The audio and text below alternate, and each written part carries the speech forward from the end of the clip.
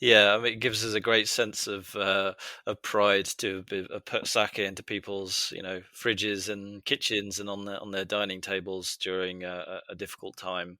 I know it brings a lot of joy to a lot of people.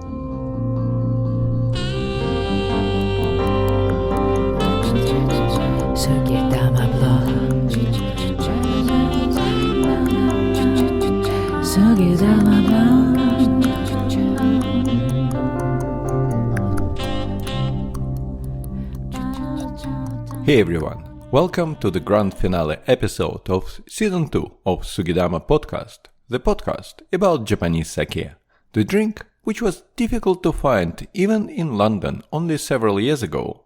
But now you can buy it in many places, Japanese grocery stores, traditional wine shops, supermarkets, and of course online. And this is the topic of this episode, which is number 24 by the way. We're going to talk to Travers, the founder of London Sake, online sake subscriptions and bottle shop, which is by pure coincidence the sponsor of Sugidama Podcast. London Sake have one of the widest selections of premium and craft sake available online today. You can choose from over 100 sake from 25 breweries, and they will deliver across the UK and many European markets. And if you don't know what sake to choose, you can use simple online tasting notes together with very sensible and affordable food pairings to help you decide. What's more, you can get a 10% discount by just using the code SUGIDAMA, all caps, during checkout. London Sake, making sake simple. My name is Alex, and I live in London.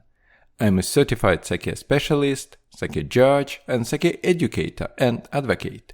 Besides this podcast, I have Sugidama blog where I write about sake, publish tasting notes and overviews as well as information about sake events happening in London. So today I am talking to Travers, the founder of London Sake.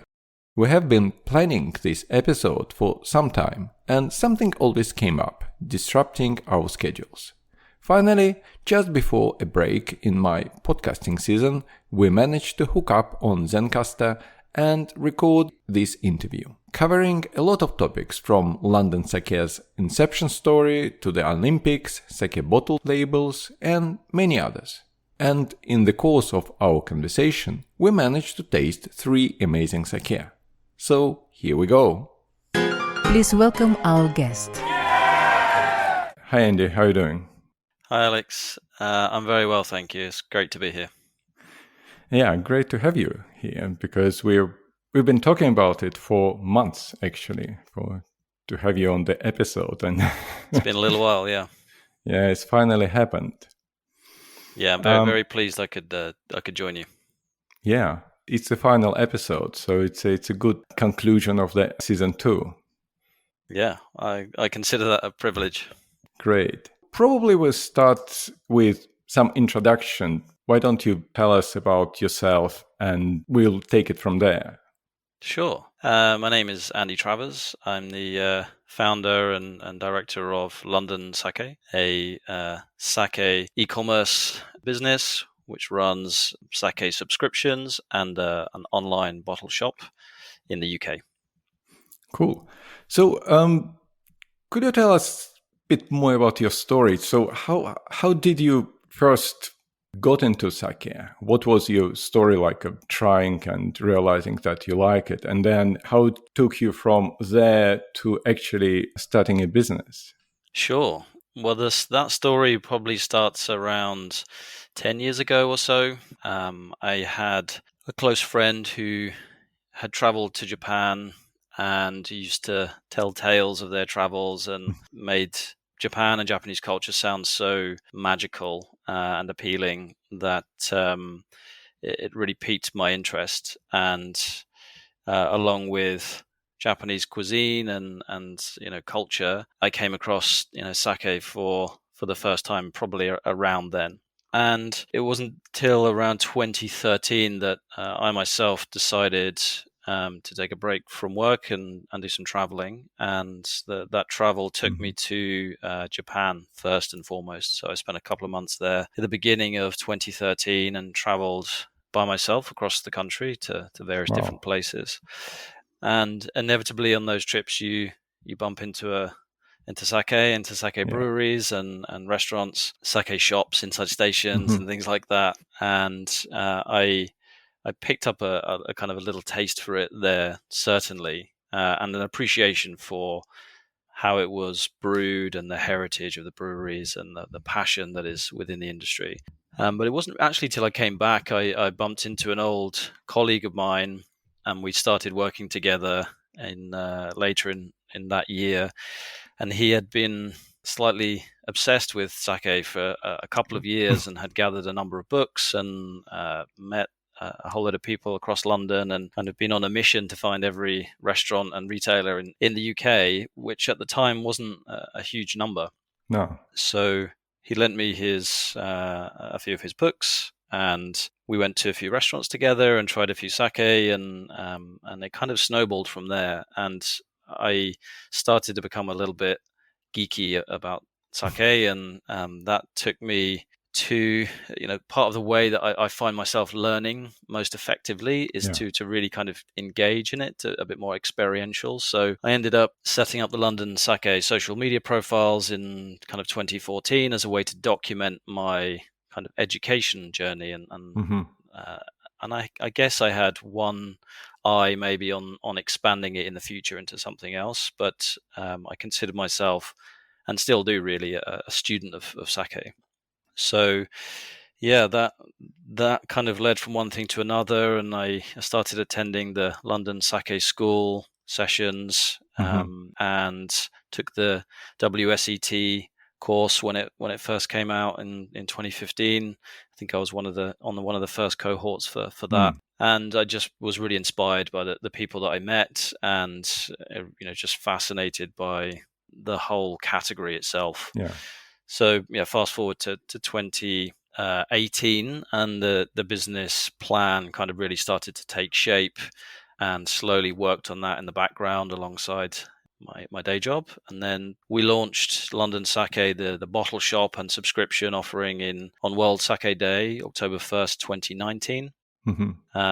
And it's been going strong ever since, and I have to say I've loved every moment of it, actually, as hard as it has been at times.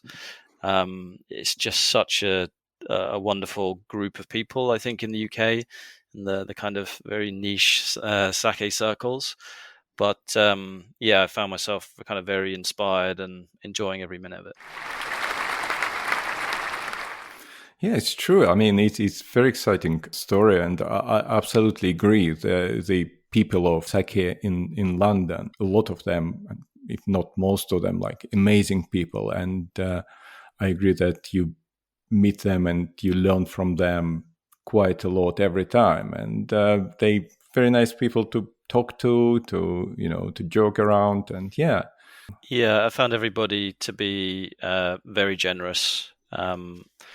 In my kind of journey, willing to help and support one another. And I do believe in the UK it's a case of kind of a rising tide lifts all boats, so everybody helps everybody else. And the more visibility that sake gets as a category, I think is good for everyone involved. Yeah, exactly, absolutely. So when you were thinking about your London Sake bottle shop, have you got any kind of core idea, some kind of philosophy around it? Did you want to achieve something apart from, earn some money and start a business? Yeah, for us, mission sounds a little bit cliche, but I genuinely hoped to raise awareness of the category that I found so interesting and so enjoyable to a wider group of people. So accessibility was a big part of what we were setting out to achieve, with the hope that if we were able to achieve that goal, then the kind of business side of it would take care of itself to some extent. So the idea was that we wanted to bring sake in that was appealing to the widest possible audience, whether that's from a kind of price perspective or a style perspective, and make sure that the education that went alongside it that allowed people to make choices confidently, which we found to be a little bit of a barrier, was as helpful as possible. So that was the kind of core philosophy behind the selection of sake and the website that surrounds the bottle shop. Okay. I'm just wondering, so for example, you don't import directly from Japan. You use the importers who are already in the UK. So how did you make this decision? Because I know that some companies, like if you look like Tango, they import, or if you take Moto, the London, the sake bar, they also import sake from Japan. That's right. So how did you make this decision to use local importers rather than do directly? Yeah, so I think in part that was down to the fact of our relationships at the time, and it is quite a complex operation to set up direct import for the kind of breadth of sake range that we wanted. And we certainly looked at doing that, and we would never close the door on maybe importing directly in the future. But we found pretty quickly that there are a number of very knowledgeable, reputable wholesalers in the UK who have been importing for a number of years, who had a lot of that expertise and infrastructure already. So, but what they were missing was a kind of shop front, particularly online, to connect directly to the consumers. A lot of it is going direct to restaurants or a few retail stores, Japan Center and a few others. So we felt that there was room for us to provide a online shop front, if you like, for those wholesalers, and we have made we have built our relationships with the various different importers and wholesalers across the UK over the years. So you started business just before COVID, this That's right. event that probably changed our lives forever. And so how did it impact your business? Yeah, so I consider us extremely fortunate in this regard. We had launched almost 6 months to the day prior to the first lockdown in the UK, the lockdown that closed a number of restaurants and shops. And during that time, we had managed to iron out a number of the kind of operational kinks around storage and distribution and things like that. So when the pandemic started to bite in terms of lockdowns, we were actually relatively well set up to deal with that. We were a little surprised by the kind of spike in demand. We had come off the back of a relatively busy first Christmas, but I don't think we were quite ready for what came. So we saw a significant increase, multiples of what we were taking in terms of orders in that kind of April, May, June period, and things have grown really ever since. And so it has been interesting to see how it's evolved over time, but we had nothing to compare it to prior to that. So we don't, it was hard to pick out what was as a result of the pandemic versus perhaps, the kind of natural growth that we had been seeing in those first 6 months. But there is no doubt at all that it had an impact, as it did with a number of other e-commerce businesses. Sure. So what were the major setbacks for you and major achievements? Yeah, it's funny, like that very first sale that you take is a very special kind of moment. And so, those things are stick out in the mind. And the same with the kind of subscribers. When you start getting feedback from customers that they're really enjoying, the sake and the gifts and, the cups and things like that they're receiving, those are real highlights. As I think is we we've expanded a little bit into things like corporate orders and some trade orders and things like that take us to a slightly different level as well. So that those are kind of big milestones that there's often a lot of paperwork and admin in the background that needs to happen to get those things working properly.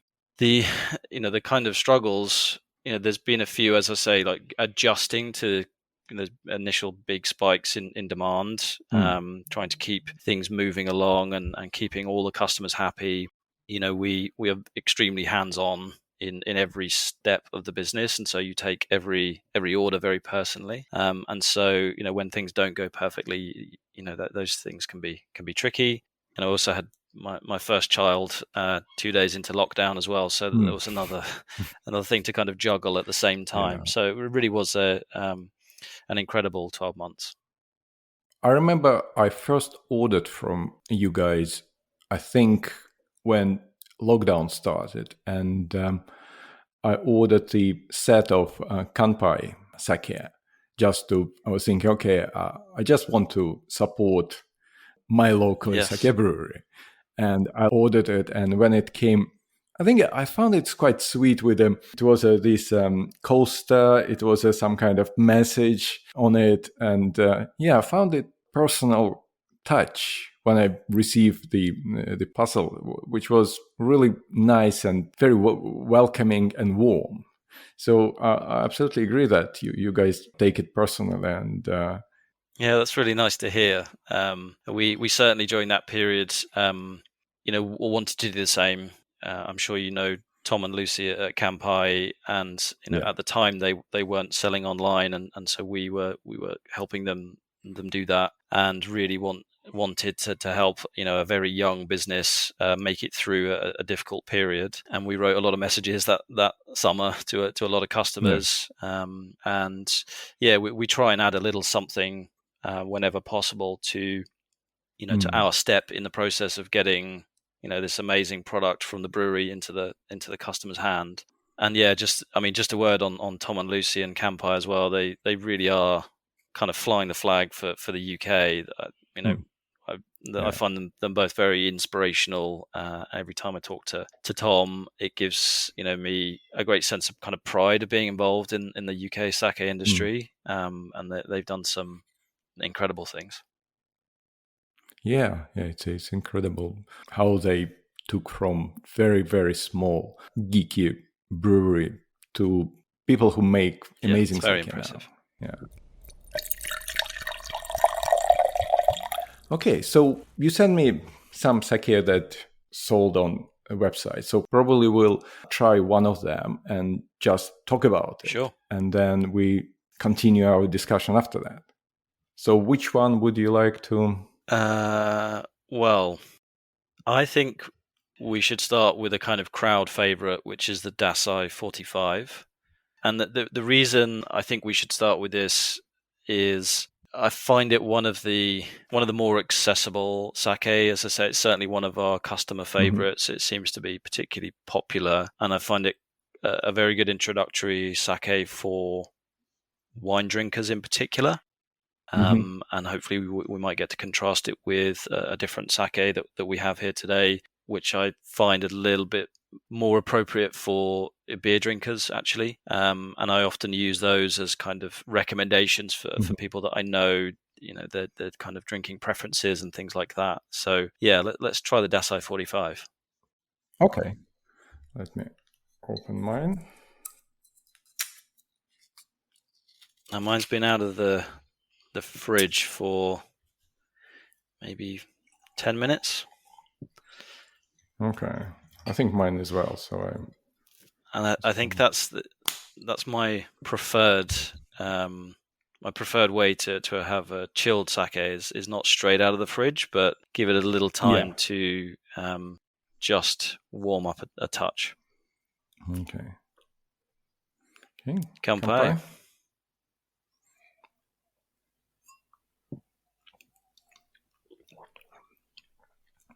So I think that the first thing that you feel, it's aroma. It just, I don't know, it goes straight away into your nose, and you say, oh yeah, it's absolutely fruity and complex and very, I would say, invigorating in a way. Yeah, it's. I would have to agree, and another reason why I like to let it warm just a touch. I think again, straight out of the fridge, you often find the aroma a little bit more restrained, and you don't get to quite enjoy.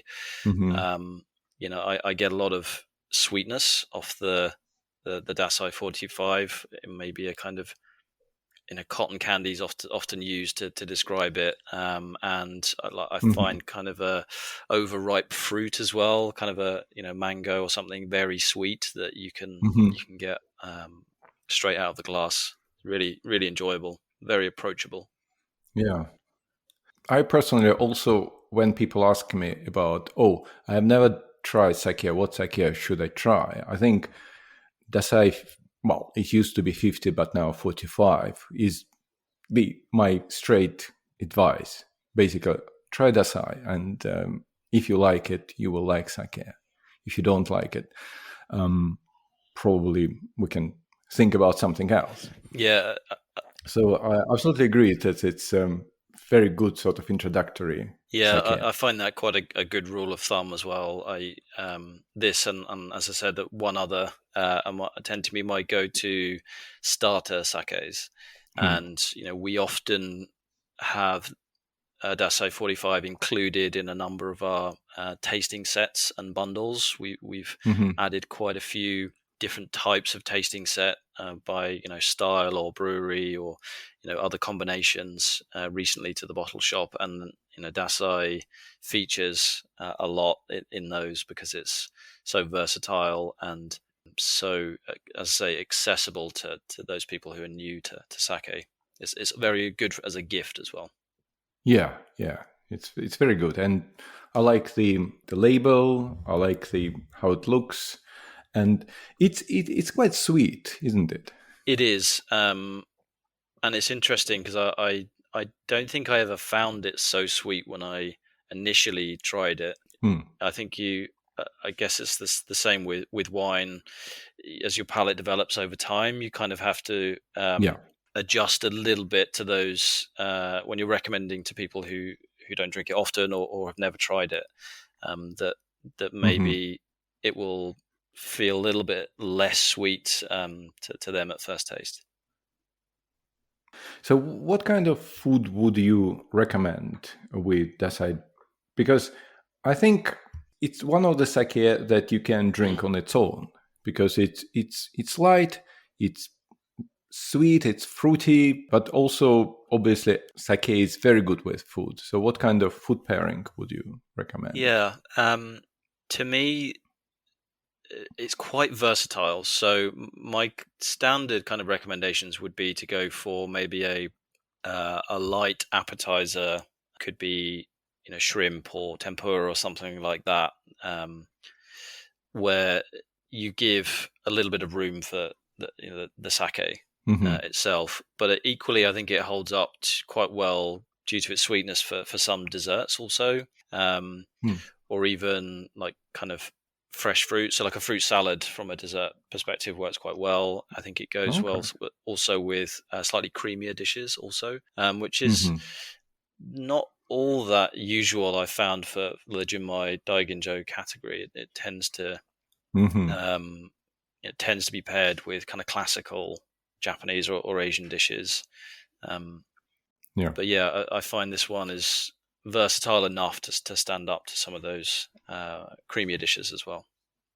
Yeah. Yeah. Absolutely agree. That I think because creamy dishes they got a bit of sweetness, and it works very well with Dasai in this regard. Sugedama blog. So, do you remember the first sake you tried? Um, Probably the first dozen sake I tried. Hmm. I wouldn't be able to recall what they were. Often Yeah. recommendations from a sommelier or a gift from a friend, or Hmm. tasted somewhere, perhaps even in a brewery or on some kind of tour or something like that in Japan. And in those early days, certainly wasn't paying enough attention. But just this is the key thing for sake for me, which is when you hit on that very first sake that gives you that aha moment, which stops you in your tracks, and you have that kind of epiphany that this drink has so much more to it than you perhaps noticed before. I do remember that, and that's one of the sake that I've sent you today. Maybe it's a good opportunity to kind of segue into that. But the Nanbu Bijin Tokubetsu Junmai, I distinctly remember. I think at the very first World Sake Day event, I think I went to. So that could have been 2014, maybe. And just working, it was one of the first ones I think I had, working my way around the different stalls and being offered that by, I think one of my reps now, the wholesalers that we work with, a good friend of mine, and just kind of stopping in my tracks and thinking this is something very, very special. And for that reason, we often will make this the very first sake that we send out in our subscription boxes, because I think it has the character about it to give other people the same experience. Yeah, I remember I was watching this movie, Kampai for the Sake of Sake, and it was featuring John Gontner, Philip Harper, and president of Nanbu Bijin.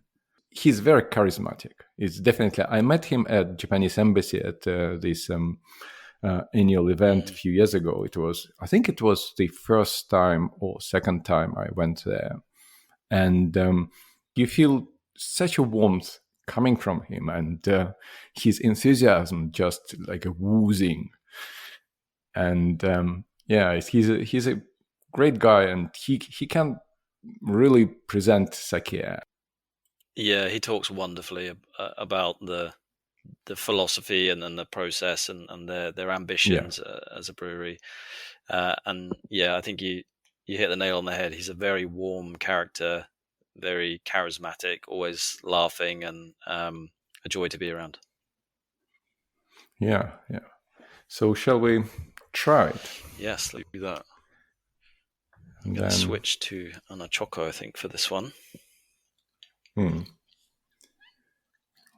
I have not chilled this one. I prefer this room temperature personally. I think this is one of the few that for me works across the temperature ranges also. Chilled, room temperature, and lightly warmed. Perhaps not too much, but I think it has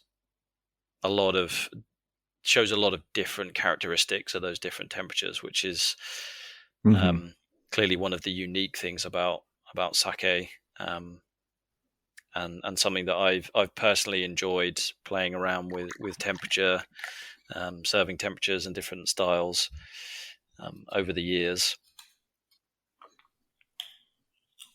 Yeah, you can straight away tell the difference. It's not that aromatic. I would describe this as a little bit more rustic than the more floral Daiginjo that we've just tried. Yeah, it's definitely more acidity here. It's very smooth. Yeah, it really is. It has I find this very balanced.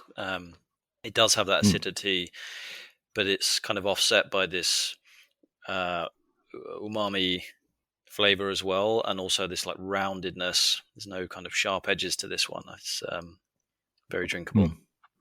Yeah, and it's very nice food sake.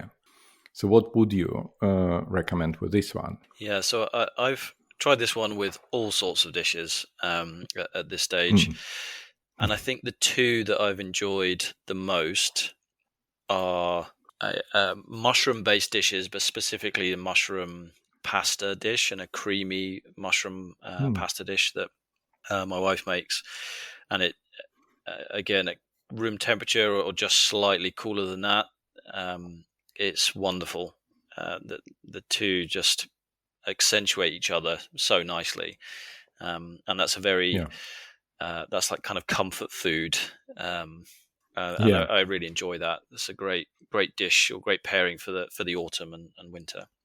And then during the summer, last year in particular, I did a lot of barbecue and tried a lot of sake with different barbecue, and I found that it stands up really nice to kind of a fatty steak. So I had some good fun experimenting with barbecue, and found that a nice kind of thick sirloin or rump steak, or T-bone if you're lucky enough, goes wonderfully with this. Yeah, I think one of the very attractive things for me for sake is that you can experiment with it. You can experiment with different foods. You can experiment with temperature. You can experiment with drinkware, and it gives you quite a lot of different possibilities how to drink it and how to enjoy it. And I found it really fascinating. Yeah, I think enjoy is the word there. I find it fun. I've found wine to be a little bit more serious, for at least for some people. Yeah.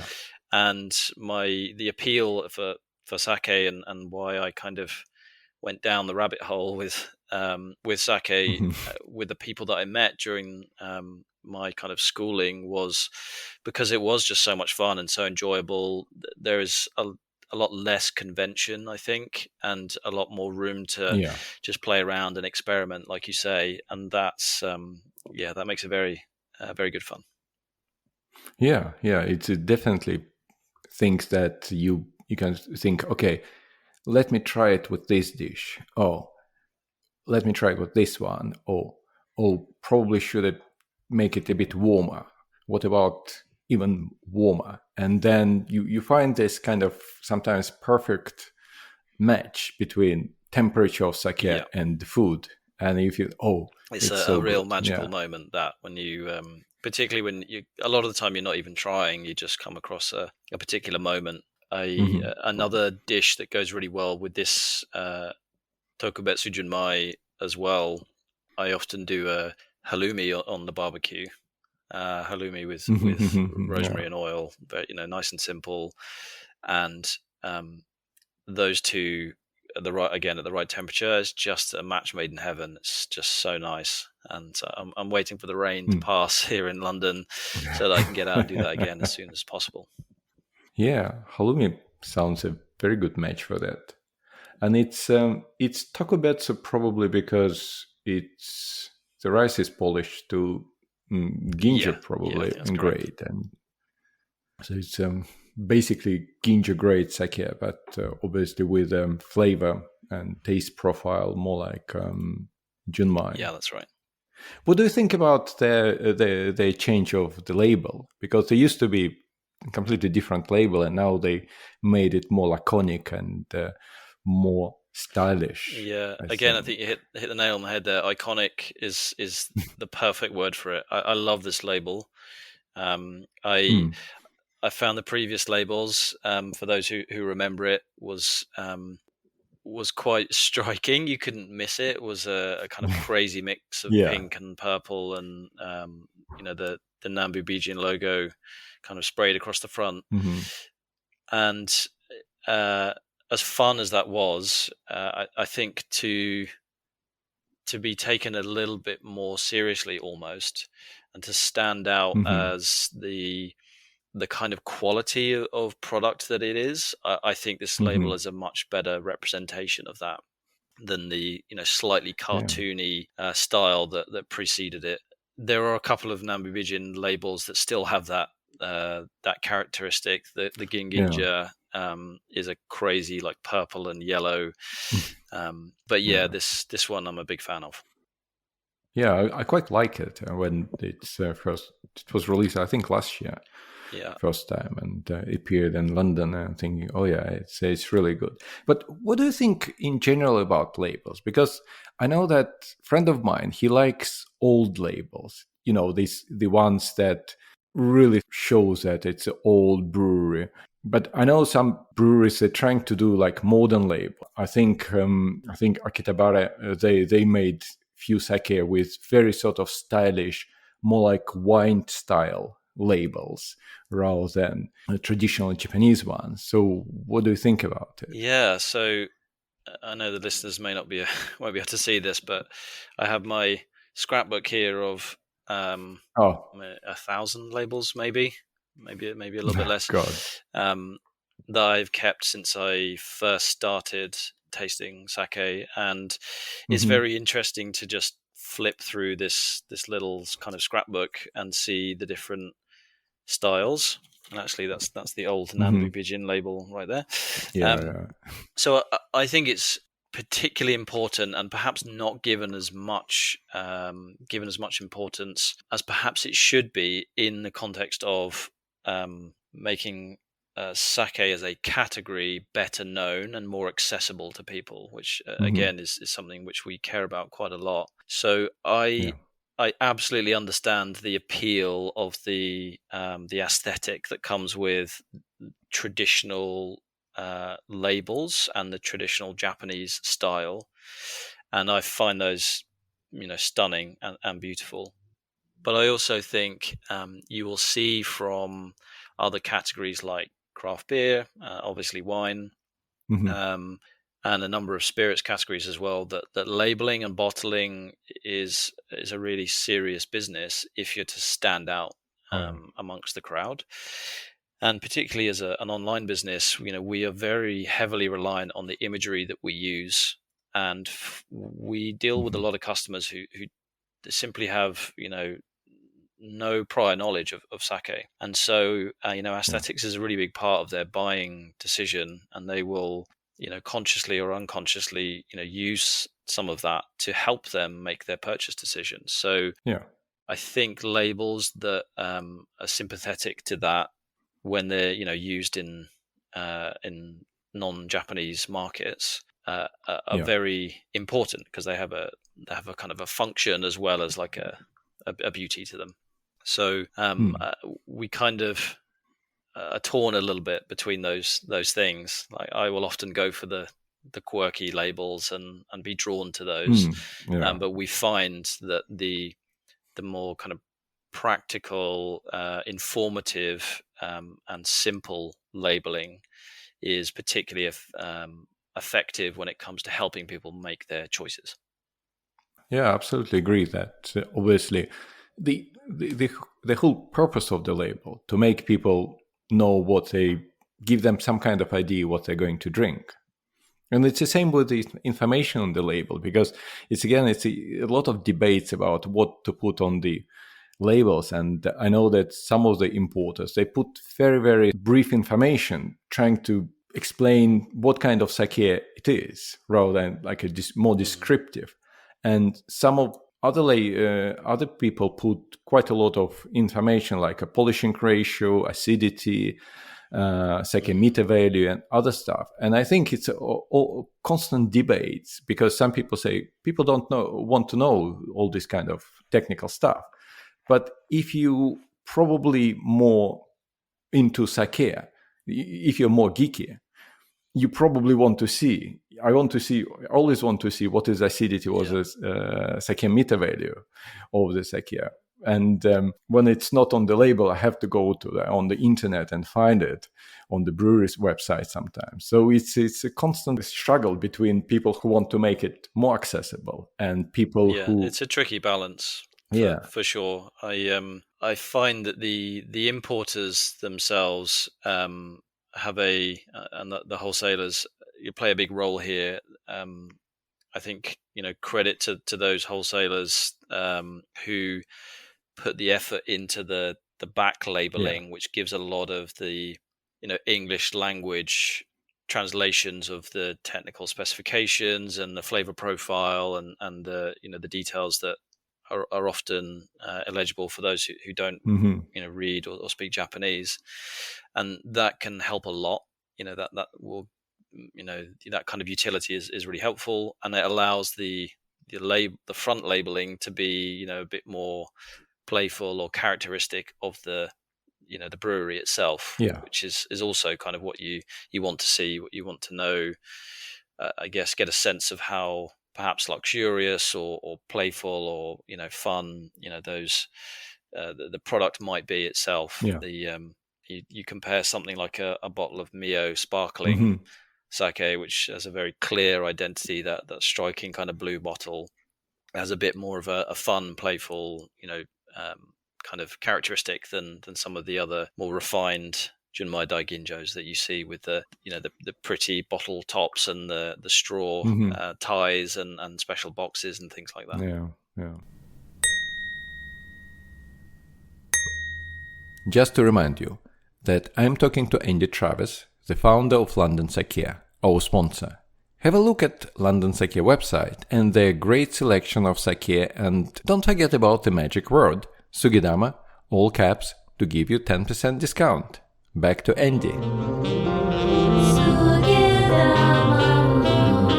Do you think that the ongoing Olympics will contribute into more awareness of sake outside Japan? Because obviously people watching Olympics, they probably get more interested in the country as well. It's a shame that they can't go there, because usually people go there, they try things, and they come back and trying to find it here and create some demand. But do you think current Olympics will do something good for, at least for sake? So my heart says yes, and I truly hope that's the case. Yeah. And my head a little bit says no for a couple of reasons. We and this is looking at the UK specifically. Yeah. I think the time zone difference will have a slight impact on the amount of kind of content that is consumed. The lack of people in the stadium, and I get the sense that this time around there's a bit less focus on what's happening outside of the events themselves and the cultural aspects, because there's just not much happening. I think those factors will play into the kind of cut through of some of those cultural aspects of the host country and the host city. And from the most recent example, the Rugby World Cup, which was also in Japan, in the impact, at least from what we could detect, was fairly limited. So we don't certainly hang our hopes on this being the spur to kind of create a whole load of new demand, but I'm no doubt that it will have a positive impact on the perception of Japan and the country and the culture, which maybe in the long term will help raise the profile of sake. Yeah, I think I agree. So with your customers, because some of your customers obviously know what they're buying. They understand sake. They buy particular sake because they want it. But I'm sure that there are a lot of customers who probably have no idea about sake. Do you have any knowledge why they buy sake for the first time online, and what they're looking for? Yeah, so that's a great question. We find that there is typically 3 or 4 different kind of buckets of customer. And at the one end, you have the super knowledgeable sake geeks, a bit like ourselves, who are interested in exploring new styles, new brands, or even new brewing years of our favorite sake. And then you have people who are perhaps aware of some of those bigger brands, the Mios and Dassais, and they are typically buying a brand or product that they know and like, and will stick with that. But then, as you say, there's a kind of a group of people who are coming into the category a little bit cold, and perhaps a typical story might be somebody who's been to a Japanese restaurant or a friend's house, and they've had some sake, and they've had their epiphany moment, and they're ready to kind of go out and explore a little bit more. And so again, we've paid particular attention to try and get our website to be useful for exactly that kind of situation. The other is gifting. So we find a lot that people will want to buy sake as a gift, a unique gift, which I think at this stage it really is. It's still quite niche and interesting and cool. Buy it as a gift for a loved one. Okay. And so they're coming in again with little or no prior knowledge of sake, and they're looking for help to try and navigate, what is quite a complex world, and the differences between grades and styles and rice varieties and polishing ratios that they have very little understanding of. So you have to try and guide them through, which is the reason why we try and build things like tasting sets, and we've recently launched the customer favorites bundle. We have an introductory tasting set. That kind of thing just helps the uninitiated make that first purchase with a little bit of confidence. Okay, cool. So shall we probably try the third sake? And if you sounds good, want to tell us, because I drank both I drank Dassai and Nanbu Bijin, but I didn't drink this Junmai Daiginjo Shirakabegura because I tried some other of their sake, because they've got quite a big range available in the UK, but not this one. That's right. So where to start with this one? It's again a quite an approachable sake, a very balanced Junmai Daiginjo. It has a contrasting profile to something like a Dassai 45. I find you can see it's a little bit darker in the glass. There's a bit more kind of melon and strawberry and fruit. I find a slightly different aroma that you get, but still in that kind of classic Daiginjo style.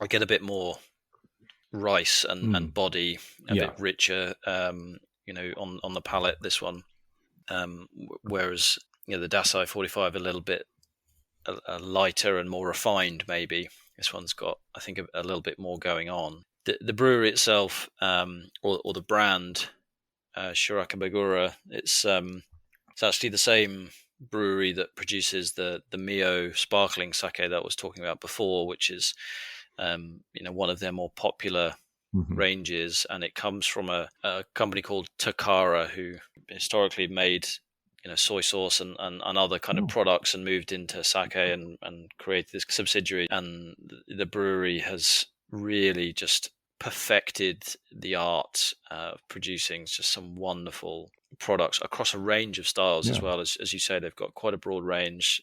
They do a Komoto Ginjo and a Yamahai Junmai, which we have as part of a brewery set, which is a really, really interesting way of contrasting different styles for for those people who have perhaps tried a few sake and are looking to find out, delve a little bit deeper, to explore a bit more. That's a really nice way of getting to do that. But they have a number of awards and a lot of recognition in the industry of being a top quality brewery. I found that this aroma wise, it's more reserved. It's more like on the heavier side. So in terms of aroma, it's more like dried fruit, mango, melon, but very ripened fruit. And in terms of taste, it's more acidic, and it's dry. So it's a very good combination of acidity and dryness.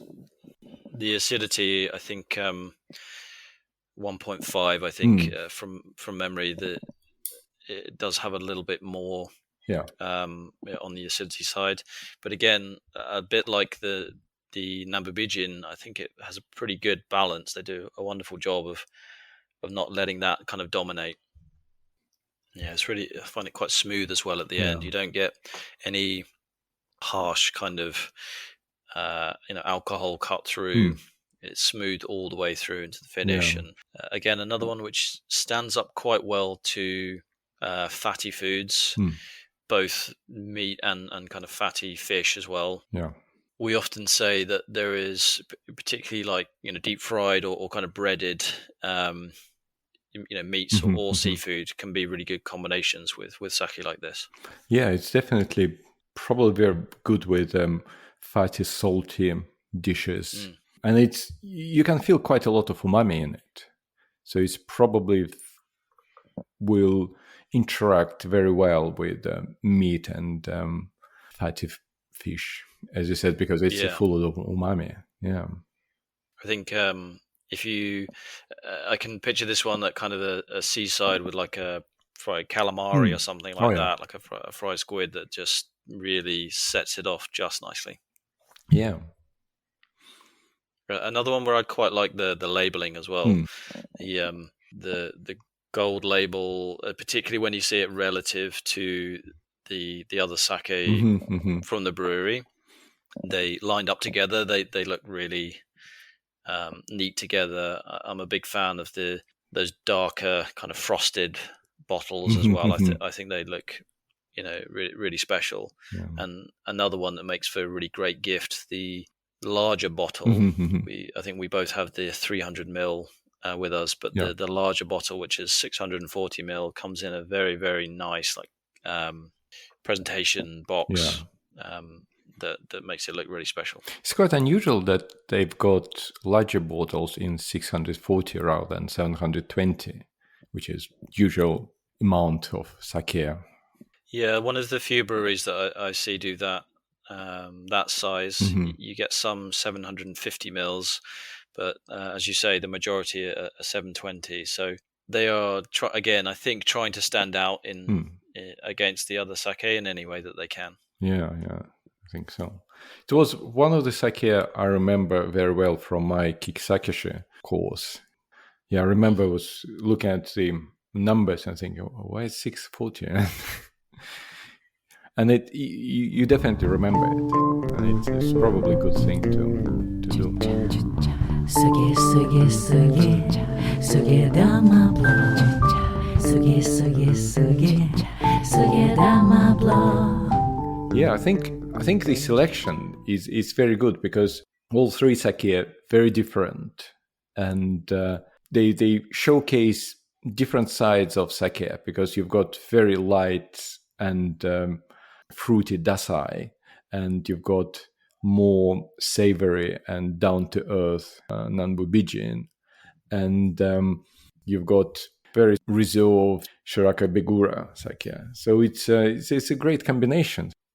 Yeah, I loved the idea of taking two of the same style in the Junmai Daiginjo and just contrasting them side by side. It's recommend to anybody listening that one of the best ways to really understand sake when you're getting into it is to do exactly that, blind tasting and side by side tasting of different styles. Same brewery, different sake, same style, different breweries, different temperatures and glassware, as you said before, different food pairings. That's where the fun is in sake. And you can, there's so much variety that you're never going to run out of options. Yeah. So I guess it's quite difficult for you because even if you buy sake from importers, you're still facing huge range of sake, which probably you have to make a choice what sake you want to put on your website rather than you can't buy everything. So how do you make this kind of choice? How you decide what sake you want to feature on the website? Yeah, so it's a really good point, and we have had to make those choices. I think we probably surface maybe 1/4 of what is actually brought into the UK, or in theory brought into the UK. I think the rule of thumb is that we are led by the customer. So we will stock what we see that the customers enjoying and asking for, and we will will hold back on those things that don't sell as well, and we will manage the stock and inventory of those in slightly different ways. We still hope to kind of expand, but we have to do that in a fairly careful and considered way, I would say, because what you don't want to do is buy a load of stock and have it sit around for ages, and the customer ends up with a poor quality product. You want everybody to have that aha moment, and the best way to do that is to get them the best possible product, as fresh as possible. So we do have to do some kind of pruning of the catalog every now and again, but we also add in new stuff all the time, and we test it out, and we cycle through different options. So it's a slightly kind of fluid setup. Okay. Yeah, it's fascinating, because the thing about selling sake is that on the one hand, it's very complex category, and you have to have a lot of knowledge. But on the other hand, you want to present it in the way people understand and make easy choice. And I sort of like the way you do, guys, because you basically got your very simple description of sake in terms of flavor and taste, and also giving this food pairing. So it's I think it's quite easy for, if you want to buy something and you want to browse quickly, to make your choice. Yeah, I mean, thank you for saying that. That was the hope. that was the intention. And I have a lot of respect and time for all of the other sake retailers out there, and the websites that they have built and developed over many years. And we look at some of them with a lot of envy. But we, for the reasons that you described, we decided to take a particular approach, which was very specific food pairings with big visuals, to make sure that we weren't being perhaps too generic with this pairs with fish, this pairs with meat. It's like, no, here is a fantastic dish that makes a great pairing, and give people confidence through that. We do give a lot of the technical information to allow our more experienced buyers to kind of filter in that way. But we also focused a lot on how we construct the shop in terms of how people navigate. So we have a kind of filtering approach, which just says I want fruity sake, I want dry sake, I want something which has won some awards, or I want something which is in a small bottle, or something that I can warm up, or I want a sparkling sake. So people who know that much information but not much more, we want to give them a way to easily narrow down the selection and find something. And again, it's about giving people confidence that the money they're gonna spend on sake is well spent. Yeah. Thanks a lot, guys. So it's a great thing to sell sake, especially during lockdown, when you couldn't go out, and it was one of the source of sake for a lot of people, including me. Yeah, I mean, it gives us a great sense of pride to put sake into people's fridges and kitchens and on their dining tables during a difficult time. I know it brings a lot of joy to a lot of people. Yeah. So where do you see yourself, like in 5-10 years, if business is going on? What do you want to achieve? Retired, hopefully. No, I don't know where this kind of journey will take us, in honesty, but I am very much just enjoying the journey right now. So we don't have huge goals and milestones and things like that.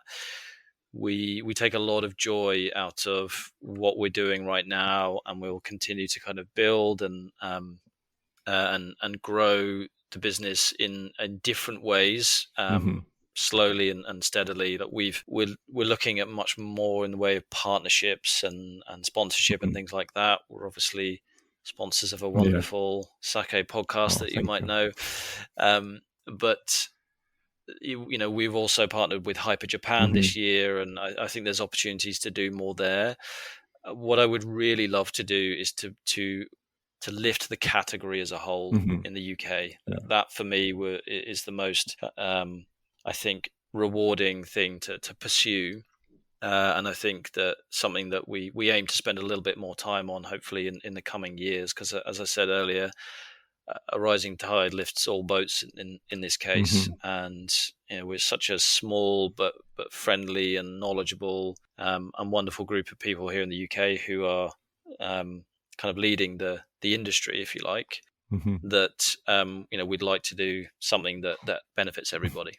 It's a great aim. Yeah, great objective to achieve. We talked about 3 sake, but at the end of the episode, I usually ask people to introduce another sake.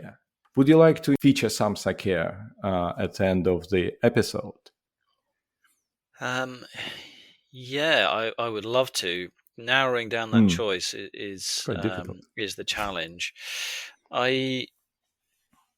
I think I'm going to go for another sake which gave me one of those aha moments. And, this was, several years into sake tasting and my kind of sake education, if you like. But it's a sake called Hatsumego, and it's a Kimoto Honjozo. So I just realized that I featured it in episode 14 because I remember you sent it to me. That's right, of course. I'm happy to pick another one. And I will edit it. So there's another one which has a special place in my heart. I went to Provine in Düsseldorf maybe 3 years ago when sake was in its early stages of showcasing at that event. And for anyone who's not been to Provine, it's a huge industry wine event in these enormous kind of conference rooms, event rooms, like airport hangars that are just, or aircraft hangars that are just, building after building after building of different types of wines, different regions and styles. And then in the far corner, there is a kind of wines of the world section, and there was one tiny little row of sake tables and breweries and wholesalers who were showcasing some incredible sake that they'd brought to Europe, and sake that had been in Europe for the very first time that year.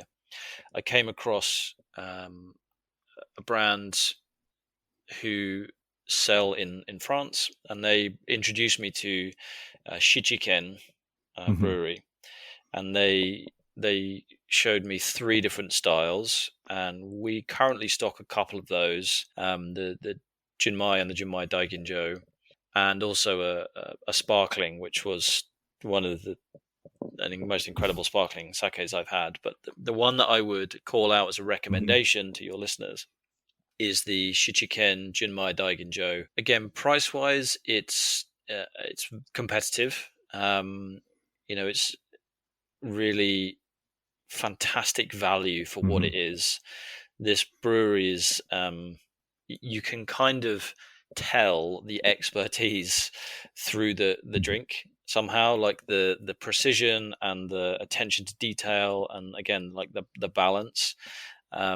When you try this alongside other Junmai Daiginjo is fantastic, and also pairs really well with paella, one of my favorite dishes. My family member who's Spanish and makes an incredible paella, and we've enjoyed it several times with that. So that would be my call out, the Shichiken Junmai Daiginjo.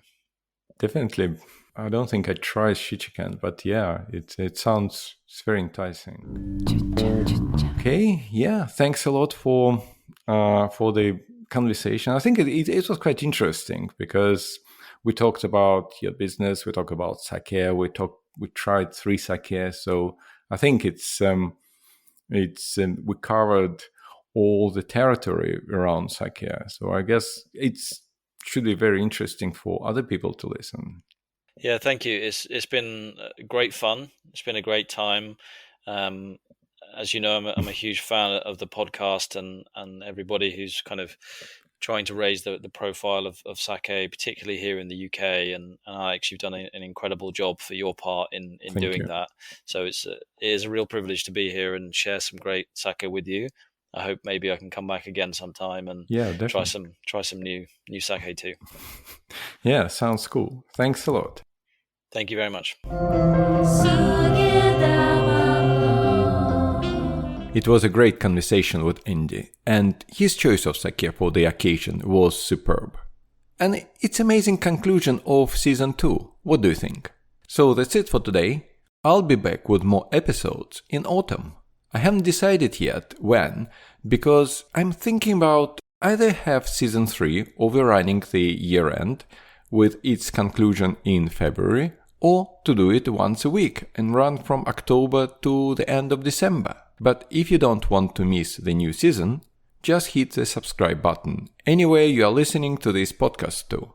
And the first episode of Season 3 will arrive to your player as soon as it's released, followed by consecutive episodes. In the meantime, try any or all the sake featured in this episode. They are available from London Sake website, either as single bottles or part of tasting sets. And you can get a 10% discount at London Sake website by entering Sugidama, all in caps, at the checkout. If you have any questions or suggestions about any sake topic, just drop me a line. As I have already mentioned, I started planning Season 3 already, and any feedback would be very useful.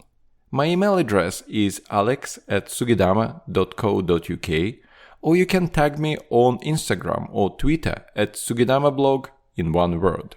Again, don't forget to subscribe to Sugidama Podcast if you don't want to miss Season 3. My usual plea, please leave a review if you haven't yet done it. By the statistics I've got from my media host, I should have more reviews than I'm currently getting. And reviews is one of the best ways to support me and my efforts I put into this podcast. There are two places you can easily do it. On Apple Podcasts, if you use iPhone, iPad or Mac computer, go to this Sugidama Podcast page there, scroll down to the bottom where you can see reviews. There will be a link to add your own review. Another option is Podchaser website, where you can leave a review for any podcast regardless what platform you use to listen to it. I've got a link to my page there in the show notes. You need to register at Podchaser, but it's easy because you can use your Twitter or Facebook credentials and then leave a review. And of course, please share this podcast with your friends on your social media, chat apps, anywhere. A lot of people mention a friend's recommendation as a reason for listening to a particular podcast. So it's a great way to support Sugidama Podcast. Thanks a lot for listening, enjoy the rest of the summer, and I will talk to you in autumn. Kampai! Suge, suge, suge, Sugidama blog. Suge, suge, suge, Sugidama blog.